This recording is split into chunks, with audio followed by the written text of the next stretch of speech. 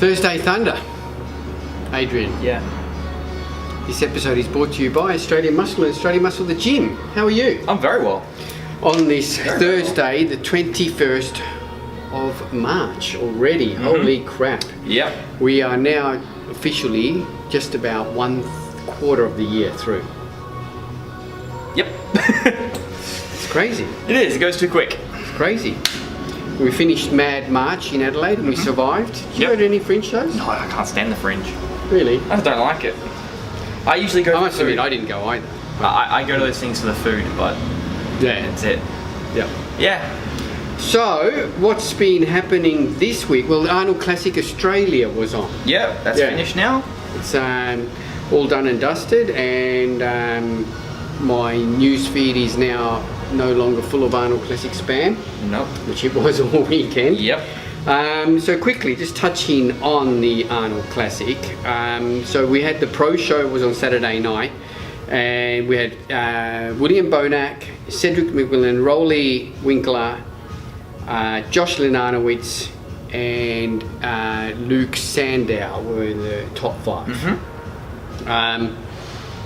I think we sort of had that. You had Bonac placing first. Yeah. I think I did, and I think we both had Luke in the second or third. We had him fairly. We also had Josh in the top 5. Yeah, which he did. So Josh came in 5th. I think Rolly got a gift again for the second contest in a row. Yeah. Did you watch it? I watched it. I actually watched it. Watched the prejudging live, and I watched the night show live. And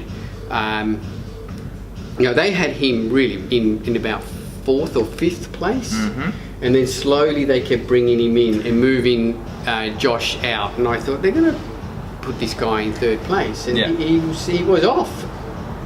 Whereas Luke, Josh had improved dramatically. Oh, definitely, like night and day. From the weeks, from the Arnold Classic USA, when Sandow had gone backwards. So Australia's Justin Vessels was in 8th place. Yep. Easily the most shredded on stage as well. And didn't look out of place. Nope. I mean, look, he's just size-wise, he hasn't got the mass. He's giving away 20 to 30 kilos of most of these guys, but man, condition-wise, he was just nuts. He was just crazy. I hope he maybe stays in the 212s. Yeah, 212 is a good fit for him. And tries a few more comps there and see how he goes. All right, then on to there's a big amateur component to it as well. So there's a big amateur bodybuilding show, and there was a massive controversy. Before we touch on that, we'll just quickly go on to, there was a few South Australians competed. So Sam Mussered came 1st in Classic Physique Novice and 2nd or 3rd. Second in his height class in Classic Physique Open. Emma Bowman came 3rd in the Masters Bikini, and we also had Radu Apostle competed in the over 100s, and Julian Wood. Neither of them unfortunately make the top 6. And there was a few other South Aussies competing, but I don't think any of them made the finals. No, not top really. 6. Yeah, but now the biggest talking point that has been, and has been nuts on Facebook, was Nick Jones competed. So we've talked about Nick Jones' comeback, and he won the New South Wales Classic Physique division, and he came to this show pretty well a favourite. I think everyone was just talking. Everyone had him on by far. Yep. Now the controversy was that Nick placed 3rd, and now I watched his division, and I was watching it with a totally unbiased eye, and I say all of this as totally unbiased. I love Nick Jones; he's a good mate of mine. And as soon as I saw the judging was halfway through, I thought Nick's not going to win this. No. Yeah. But the internet and all has gone all crazy that the judging is all flawed and everything else. And I thought they judged it quite well, because if they would have given Nick that 1st place, there's a couple of reasons. One, if they would have given Nick the 1st, all the other divisions, the winners in Classic Physique look the same. They were the same sort of body types, same sort of thing. If they would have given Nick his division win, he would have been the odd one out. He would have. He would have been the odd one out.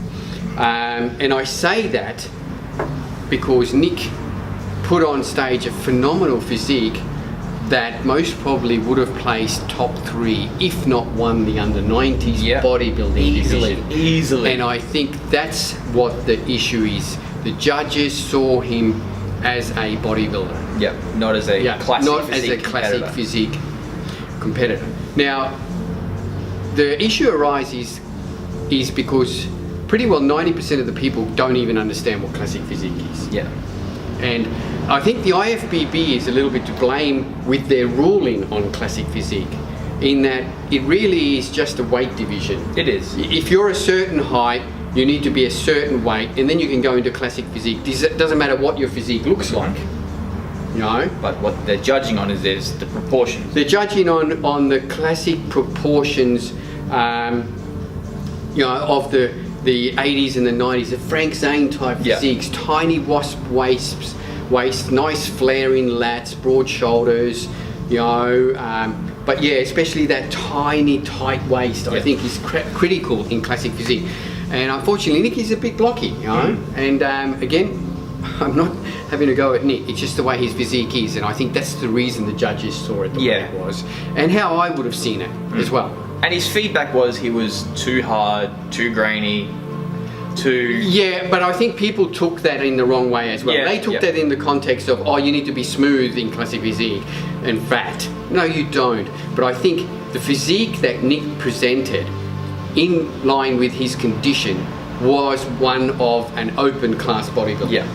Not a classic physique. A very aesthetic open class body. Yeah. Very, very aesthetic. Which is what all open class bodybuilders still should be. You should be aesthetic. So there is that fine line between classic and open. But I think because you have just making a weight, and I suppose that's the only way you can do it. I think the other problem the IFBB does is that they do their prejudging on just normal bodybuilding poses. Yeah. And then they ask you to hit one classic pose, your favorite classic pose. Whereas I think if you're going to have a classic physique division, it should be all classic poses. Yeah. And under ICN, we've got a classic physique, and that's open to everyone. There's no weight restriction as such. But at the SA show in ICN, we judge 50% on the posing and 50% on the physique. So half of the mark comes from the posing. And your posing all has to be classic posing.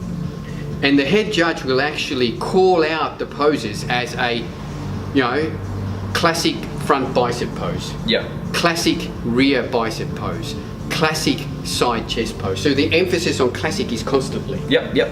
So the competitors are expected to hit their interpretation of a front classic bicep pose, not just your standard double bicep. Yep.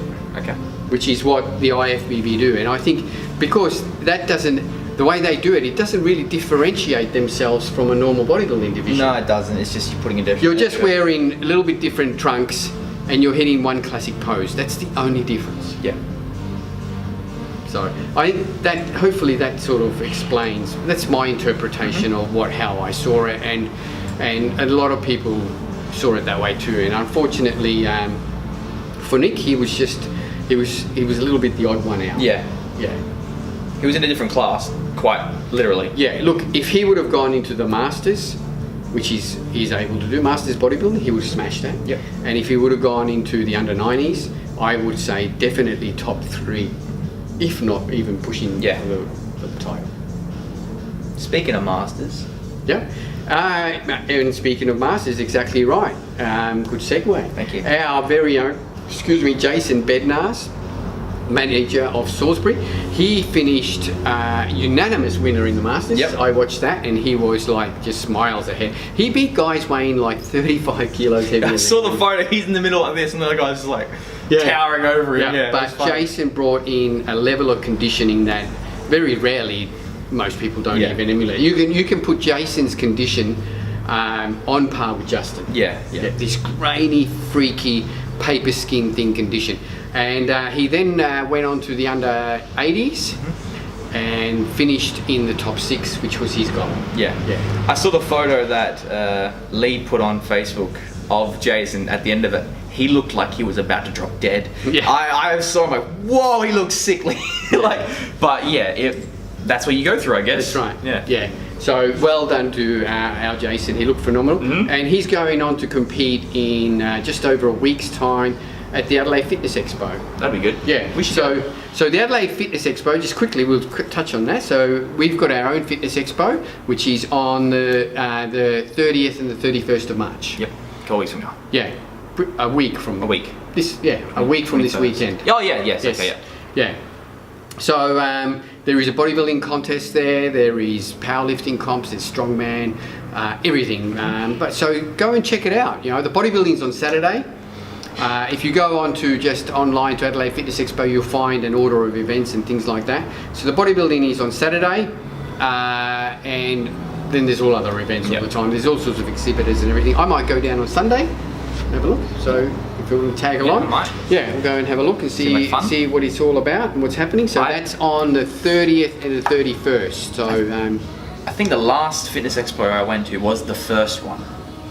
So it's been a long time. So we had a stand there, because you were working for Gentech, yes, and you came and did some sampling of the minos on that stand. And the first time the casing custom came out. That's right. Yeah. Yep. So that was the last time I did that. That was like 5 years ago, I think. So a long time ago. That's right. See how much has changed. So that's news. What's happening around the country and what's happening in Adelaide. Don't forget, ICN is only just over 3 and a bit weeks away. So the posing classes again are on this weekend, on Sunday. Sunday here at the gym at 1 o'clock and 12 o'clock at Olympic Muscle and Fitness in Rinella. So competitors, get your entries in, please. Please. Cool. Everyone just leaves their entries in. Last minute. It's really frustrating.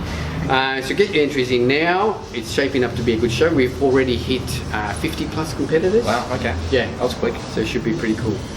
All right, just quickly as we move along, I just want to talk about one of the most popular questions, or not popular, but one that's asked a lot at the shop is about sleep and energy. Yeah, it's an FAQ. It's a frequently asked question. Yeah. Sleep. You know, is there anything for sleep? You know, I'm having trouble sleeping, and it's also most probably one of the most hard questions to answer because there's so many reasons. Oh yeah. It falls under a category of a lot. Yeah. The first thing I always tell people is that if you're having trouble sleeping, there's always a underlying factor that causes that problem, which is what you should try to find out what the cause of the problem is. And usually is that it's a lack of sleep, which may sound stupid, that you're either going to bed too late, you're getting up too early, or then the next, I think the most important or prevalent cause would be stress. Yep, stress coupled with like anxiety and caffeine content. Yeah, well, stress generally and anxiety. So try and manage your stress. Look at what's causing the stress, try and manage it. But there are products that definitely can help, which I really believe in. You know, a lot of the sleep products that are around on the market now, there's not many of them around because certain ingredients have been banned and they can't use them. But the problem I found with most of the sleep formulas were that they worked on a knockout effect, or like an anesthetic type effect, which is not really inducing good quality sleep. It's just knocking you out. To get a good quality sleep, you need to go into that REM or rapid eye movement sleep. And that's the one that, and you only need a few hours of that good REM sleep, and that's where all that deep recovery happens. Everything happens to your body, and you feel like you've had a good night's sleep. If you're not in that REM sleep, you could still have, and usually uninterrupted sleep will cause that. You know, waking up all the time. Now, there are things that you can take, and I think one of the best ones, products on the market at the moment, is the Cord RX by ATP Size, and it's got the ashwagandha. That's going in a lot of products now. And that's starting to now coming into sleep products and into adrenal type products. Now, this is an adrenal type product, and I'll get into that a little bit more, and a sleep product. I use it for sleep. But it's also good if you are under stress, because what happens is when you're stressed, either physically or mentally, your body's cortisol levels can go out of whack. So cortisol is a very important hormone that your body needs. Now, it regulates how your sleep patterns work, basically. So if you're sleeping really well, what happens is that your cortisol levels during the afternoon drop right down, and in the evening they drop right down, and you can get to sleep. Yes. And then during the morning, your cortisol level should rise, and that causes you to wake up. Yeah. In the morning, your cortisol level should be the highest. Exactly. In that time of the day. They should be the highest in that time of the day. Now, there's also, you know, a lot of people go, oh my God, cortisol is really bad for you. And no, it's not. It's a very important function. You just need to have it regulating and operating in the right cycle in your body. Yeah. Now, it's been shown that CordRx and ashwagandha root helps reset that cortisol into that right pathways, so that your cortisol levels at night are low, and your cortisol levels in the morning are really high. Yes. Yeah. And if that's the case, you're going to have a good night's sleep, etc., and everything is going to work really well. So for sleep, definitely CordRx. Take 2 serves, 2 capsules in the afternoon, and then 2 capsules at bedtime. I find do that for a couple of weeks. Cortisol levels will reset, and then take 2 capsules. I just take 2 capsules at bedtime now, and pretty well I hit the pillow and I'm out. So it really is an excellent product. The other thing to do is, if your sleep problems, you're having trouble sleeping, is if you've addressed your stress levels and they're fine, if you're using a lot of pre-workouts, that can be a cause. Yeah, very much so. And the pre-workouts can throw those adrenals out, those cortisol levels out. So maybe go off your pre-workout for a little while. I know that's right, oh my God, that's horrible, how am I going to train? But really, that's what you're going to need to do to get your get those cortisol levels and everything into the right balance. If you want some good energy without hitting your adrenals, well, again, ATP Science Amp V, I reckon, is then the product to use. Very much so. And I use this in the morning for my cardio. I wake up first thing in the morning. I wake up about 5:30, 6 o'clock. I take 2 scoops, 2 pipettes of V, which is only about 5 mil. 5 mil. Yep. And out the door, and it just wakes you up. Yeah. But it doesn't hit your adrenals, doesn't wire you up. You can take this product at any time of the day or night. It's also good to take during the day, just to help with appetite. That's what I've been using it for. Appetite control, but also just to give you a little bit of a mental alert. That's what I've been using it throughout the day. Just a couple of meals throughout the day. That's right. It works well. Makes me feel good. So there are a couple of hints and tips on sleep, and a couple of products that can help you along the way. And don't forget, with ATP, if you buy 3 or more ATP products in store or online, you get 15% discount. And that has now been set up into our online platform too. And it will automatically, if you pick up select one ATP product, it'll actually tell you at the bottom, if you buy 2 more products, you'll get 15% off, and it automatically does it for you, adds all the discount into the cart. Everything works beautifully. You don't need to add any codes or anything like that. Automatically, if you buy 3 or more ATP products, the online platform will apply that discount to your order. Plus, we'll do that in store for you. Yeah, of course. And it doesn't have to be the same ATP product. You can mix and match across the whole ATP range. You can buy 3 CordRx's. Exactly right. Yeah. Lots of sleep. So that's it. Thanks, guys, for joining in and listening in. If you've got any questions, hit up us on our social media platforms, and we'll try to answer them as best as we can. But in the meantime, don't forget, if you do purchase online as well, we've got free Australia-wide delivery. Free Australia-wide delivery with no minimum. So there's no minimum purchase for free delivery around the country. Get your orders in locally before 1 p.m. and generally they'll be delivered in the afternoon on the same day.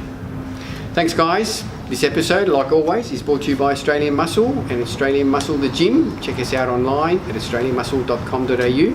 We'll catch you guys next week. Bye-bye. See ya.